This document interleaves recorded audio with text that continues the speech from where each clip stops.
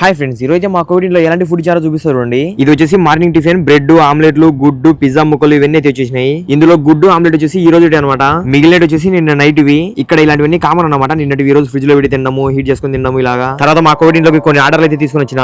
దాని తర్వాత కోవిడ్ లో ప్రతి ఒక్క డ్రైవర్ కి పర్మనెంట్ గా ఉండేది ఇదే అనమాట డ్యూటీ. అదే కార్లు అడగడం. ఇంకా అలా మొత్తం ఈ రోజు 4 కార్లు అయితే అడిగేసిన.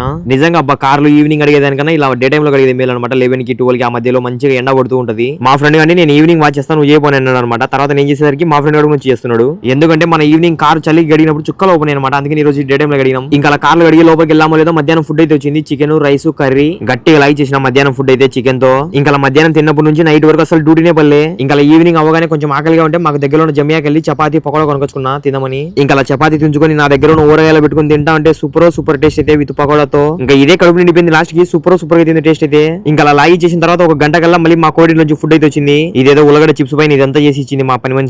ఇంకా అలా జస్ట్ టేస్ట్ చేసి పక్కన అయితే పెట్టేసిన. ఇలాగైతే ఉంటుంది కోవిడ్ లో డ్రైవర్ లైఫ్. ఈ వీడియో అనిపించింది తప్పకుండా కమెంట్ చేసి వీడియోకి తప్పకుండా లైక్ అండ్ సబ్స్క్రైబ్ చేయండి. రేపు వీడియోతో కలుద్దాం. By by.